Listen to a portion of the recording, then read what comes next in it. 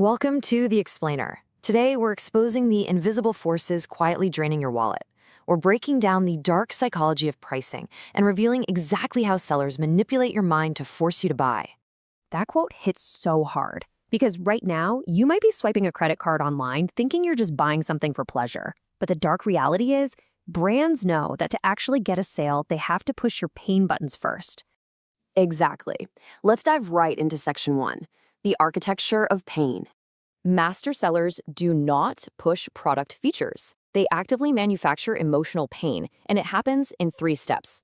Think about a guy working a mind-numbing warehouse job. He's bored, playing video games every single night just to cope. That is what we call latent pain. He doesn't even know he's suffering yet. But then he sees some guy on YouTube sitting on a beach making passive income online. Suddenly, he looks around and absolutely hates his job. Boom, realized pain. But how do you actually close the deal? The seller pushes him into extreme pain by convincing him that a robot or AI is going to steal his warehouse job next week. It's like lighting a fire right under him. They make it hurt so badly that buying their course or product feels like his absolutely only escape from burning.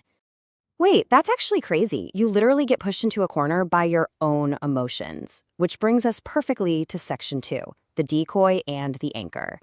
And this happens everywhere. Picture a typical fast food menu. You've got the small, the medium, and the large fries. Have you ever noticed that the price difference between the medium and the large is incredibly tiny, like just a few cents? That is not an accident. The medium fry isn't actually there to be sold. It exists purely as a decoy. Its only job is to make the large look like an absolute steal. Your brain tricks you into thinking you're beating the system by upgrading, but in reality, you're just spending more money exactly like they wanted. Oh man, we've all fallen for that. And it scales up to the high-end stuff too. Think about that totally relatable moment when you walk into a luxury boutique.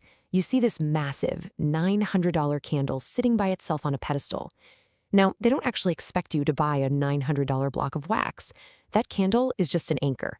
Because suddenly you look over and see the $200 candle sitting right next to it, and your brain goes, oh wow, that's super affordable. You walk out spending $200 on wax, totally convinced you just scored a massive deal. It is terrifyingly effective when you realize what's happening. Let's move on to Section 3, building the product ladder. Okay, but here's the thing. Think about that time you bought a $27 bottle of fancy hand soap. You felt that little hit of guilt, but you bought it anyway just to feel a little bit rich, right? That is their entry-level trap. You start there. Apple is the absolute master of this. You start with the relatively cheap AirPods. You're in the ecosystem. Then you're hooked, moving up to the core iPhones and MacBooks. Before you know it, you're staring at the aspirational Pro displays, all the way up to their Halo product like the $3,500 Vision Pro. Now, that Halo product mainly exists to prove they're the absolute future of tech, which subconsciously makes dropping $1,600 on a new phone feel completely reasonable. And they absolutely do not stop at the product structure. Welcome to Section 4. Subconscious Nunderhacking. Watch how wild this is. Imagine 2 price tags side by side. One says $9.99 and the other says $10 flat. It is literally a 1-cent difference.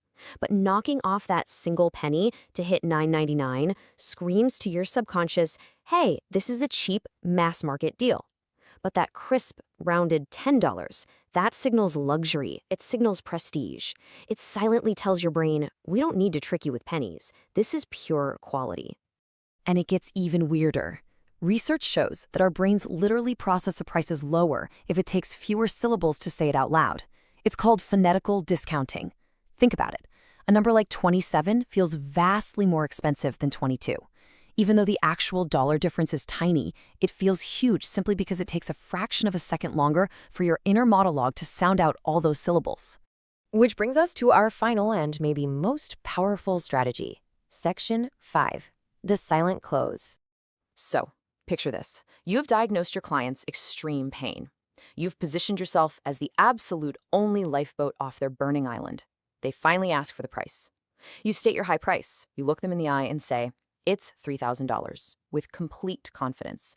And then you do nothing. You let a heavy echoing silence drop over the room. You do not speak. The panicked buyer is sitting there in that dead air, and to fill the incredibly uncomfortable silence, their brain actually starts working for you. They start justifying the cost to themselves. They start thinking, well, if this makes me money, it's basically free. They literally negotiate themselves right into buying from you. That is the ultimate cheat code right there. If you're watching this, you need to screenshot this rule. Position yourself as the solution. Say your price, then stay silent. The next time you are trying to close a massive deal, or honestly, the next time you're standing at a register blindly swiping your card, you have to ask yourself one question. Who is really controlling this?